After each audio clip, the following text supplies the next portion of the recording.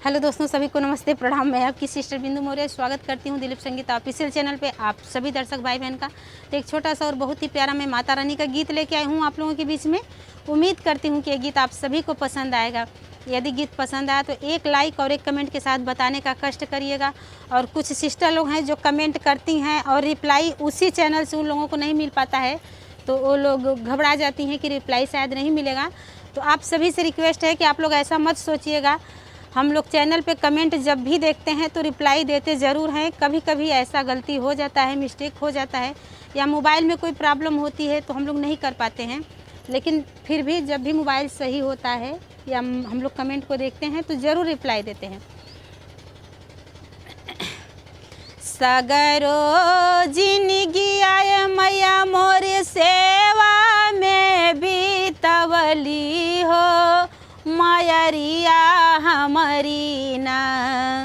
सगरो जिंदगी आए मैया मोरी सेवा में बीतवली हो, मायरिया हमारी ना, हो मायरिया हमारी ना। यव तू हमारे दुअरिया हो, मायरिया हमारी ना। यव तू सेवा का नगरिया हो, मायरिया हमारी ना। अरे केहू चढ़ावे मैया मोरी नारियर चुनरिया हो, मायरिया हमारी ना। ये एक गरीब की पुकार है, एक गरीब की अर्जी है माता जी के लिए।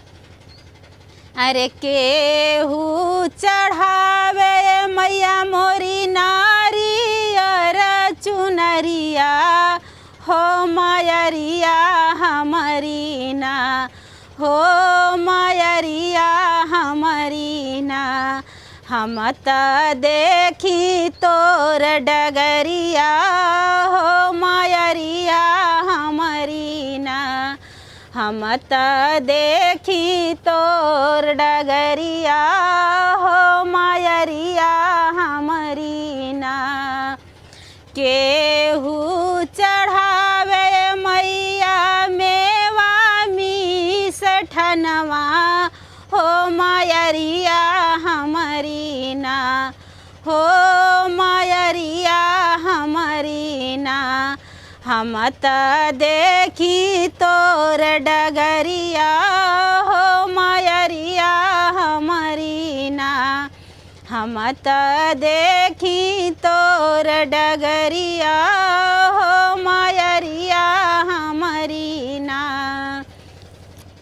केहू त मांगई मैया अन्न धन सोनवा हो, मायरिया हमारी ना। अरे केहू त मांगय मैया अन्न धन सोनवा हो, मायरिया हमारी ना, हो मायरिया हमारी ना। हम त मांगी रौर चरनिया हो, मायरिया हमारी ना। हम त मांगी रौर चरनिया हो, मायरिया हमारी ना। सगरो उमरिया मैया मोरी सेवा में बीतवली हो, मायरिया हमारी ना।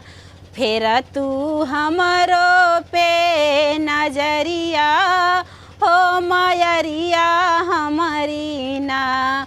फिर तू सेवका पे नजरिया